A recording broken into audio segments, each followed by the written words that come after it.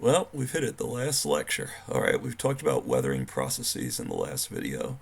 Now I want to finish up talking about surface processes. In this lecture, I'm going to talk about soil layers and their formation. Already talked a little bit about caves in the weathering video, so I'm not going to speak much about that. Hydrologic zones and watersheds. All right, so basically, why do we talk about soil after weathering? Well, soil comes from the weathering of rocks.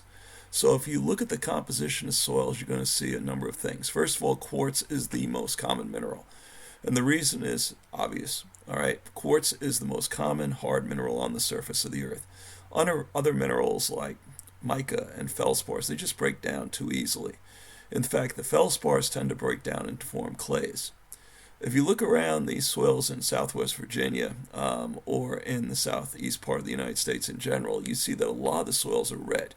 And that's because iron that is present mostly in the micas will leach out, react with oxygen in the atmosphere, and create a rusty color, to the soil. Also, plants and animals, can get in the soil and contribute to the formation of the soil. At the top part of the soil layer, you may notice a lot of organic matter. We call this humus.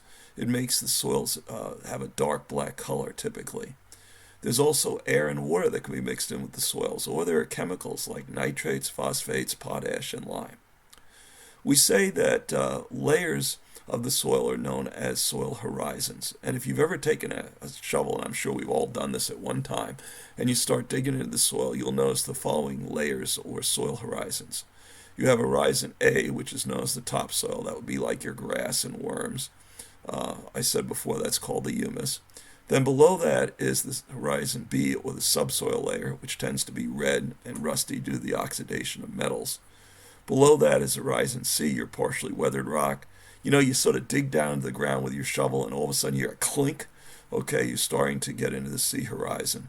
And these horizons can vary depending upon how long the rock has been weathered. And then below that is solid rock.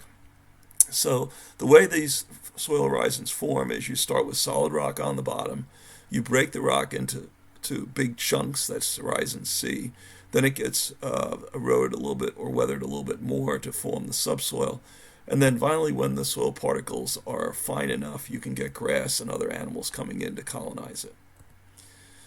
The other thing that we'll notice within soil layers, is you get these hydrologic zones. So what will happen is that water will start percolating through the sediment that's present. Gravity will start pulling it down until you get to the most impermeable layers. Maybe there's solid rock below the soil.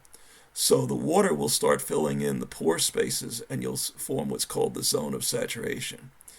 Then immediately above that is the water table. Above that is known as the zone of aeration, where you have pores, but there's just air in them.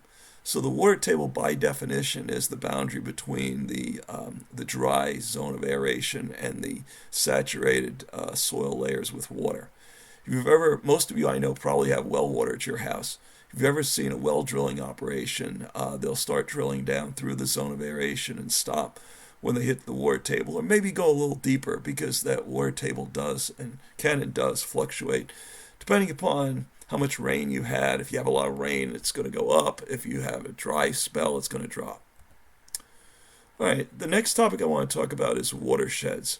As you know, rivers will drain over the land, and eventually what will happen is those rivers will drain into valleys or basins. And so a watershed is nothing more than one of these valleys. The boundaries between watersheds are called divides, and these are typically high places, like maybe a mountain or a hill. If you think about Franklin County High School, we're located in a watershed, we're in a valley, and the divides would be up Grassy Hill to the north and Bald Knob to the west. So as rain comes down, the rain will split, and some of it will flow into Rocky Mount, some of it will flow into the adjacent areas. And unfortunately, this map was cut off, but it shows some of the main river basins or rivers that flow through Virginia. Some of the rivers flow out into the Chesapeake Bay. Some of them flow into sounds in North Carolina. Those are the ones on the east part of the map. The ones that are on the west, flow to the west and eventually into the Mississippi River and down into the Gulf of Mexico. What I want you to do is, as you're going through some of the worksheets, please look carefully at the maps that are there that will help you.